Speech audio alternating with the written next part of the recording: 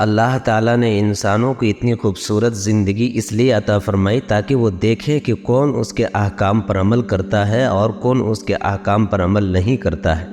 اللہ تعالیٰ قرآن مقدس میں ایک بات ارشاد فرمائی ہے کہ انسانوں کے دو طبقے بیان فرمائے۔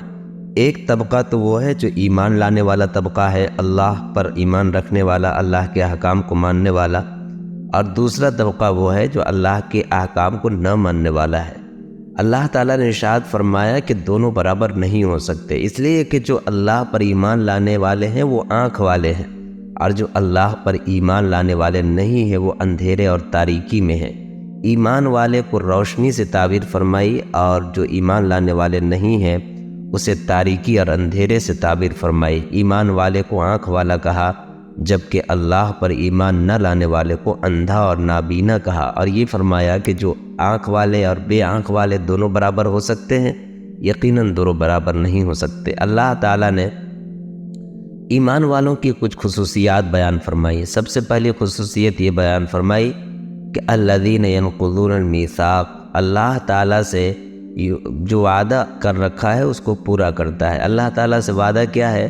اللہ تعالیٰ نے عالم ارواح میں تمام لوگوں سے، تمام روحوں سے یہ وعدہ لیا تھا، الست بربکم، کیا میں تمہارا رب نہیں ہوں؟ تو تمام روحوں نے بیک زبان کہا تھا، بلا، کیوں نہیں، آپ ہی ہمارے رب ہیں۔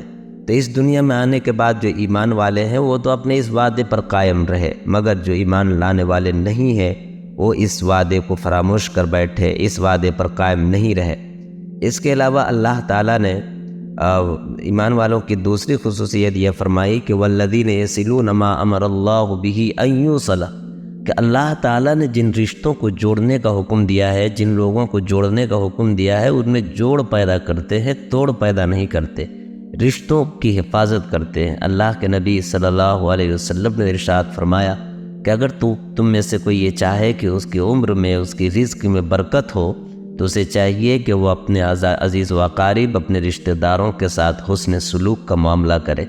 اسی طرح جوڑنے کا دوسرا پہلو کہ جس محلے میں، جس سوسائٹی میں رہتے ہیں وہاں کے لوگوں کو بھی جوڑا جائے۔ اللہ کے نبی صلی اللہ علیہ وسلم کی حدیث ہے، فرمایا کہ خدا کی قسم وہ شخص مومن نہیں ہو سکتا۔ صحابہ رضی اللہ عنہم نے پوچھا کہ یا رسول اللہ کون مومن نہیں ہو سکتا؟ اللہ کے نبی صلی اللہ علیہ وسلم نے فرمایا وہ جس کی شرارتوں سے اور جس کی خیانتوں سے اس کے پڑوسی خوف زدہ رہتے ہوں، جس کی شرارتوں سے اس کے پڑوسی پریشان رہتے ہوں۔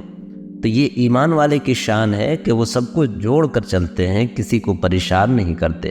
اسی طرح اللہ کے نبی صلی اللہ علیہ وسلم کی بڑی مشہور حدیث ہے کہ ایک حق تو رشتوں کا ہے اور دوسرا حق کلمہ کی بنیاد پر آپسی بھائی ہوئے مسلمانوں کا ہے۔ اللہ کے نبی نے فرمایا ایک مسلمان کا دوسرے مسلمان پر 6 حق ہے، ان میں سے ایک یہ ہے کہ اگر وہ دعوت کرے تو اس کی دعوت قبول کی جائے، اگر وہ بیمار ہو تو اس کی عیادت کی جائے، اگر اس کا جنازہ ہو جائے تو اس کے کفن دفن میں شامل ہوا جائے، اگر وہ الحمدللہ چھینکنے کے بعد کہے تو پھر اس کے جواب میں یرحمک اللہ کہا جائے۔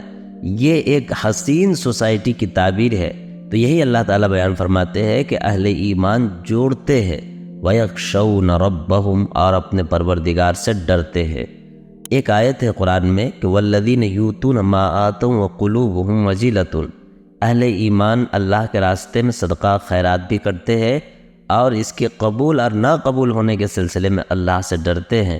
اس بات سے ڈرتے ہیں کہ کہیں کوئی ایسی خرابی نہ آ جائے جس کی وجہ سے ہمارا یہ عمل اللہ کی بارگاہ میں ناقابل قبول ہو جائے۔ اس لیے ایمان والے کا دل ہمیشہ خوف زدہ رہتا ہے۔ اللہ کے نبی صلی اللہ علیہ وسلم نے ارشاد فرمایا کہ اللہ کے دربار میں جب حاضری ہوگی اور نفسی کا عالم ہوگا تو اللہ تعالیٰ اپنے کچھ بندوں کو اپنی رحمت کا سایہ نصیب کرے گا۔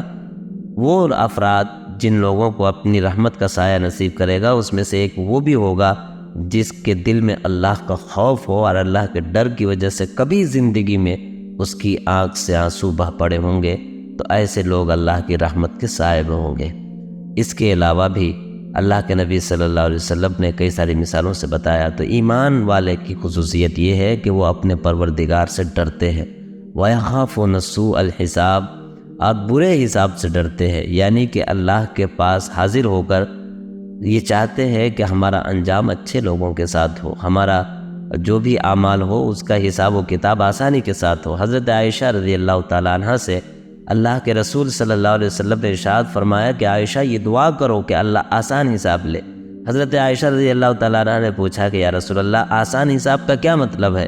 تو اللہ کے نبی صلی اللہ علیہ وسلم نے ارشاد فرمایا کہ آسان حساب یہ ہے کہ اللہ تعالیٰ تمہارے نامہ اعمال کو دیکھیں اور اسے درگزر کر دیں، یہ آسان حساب ہے۔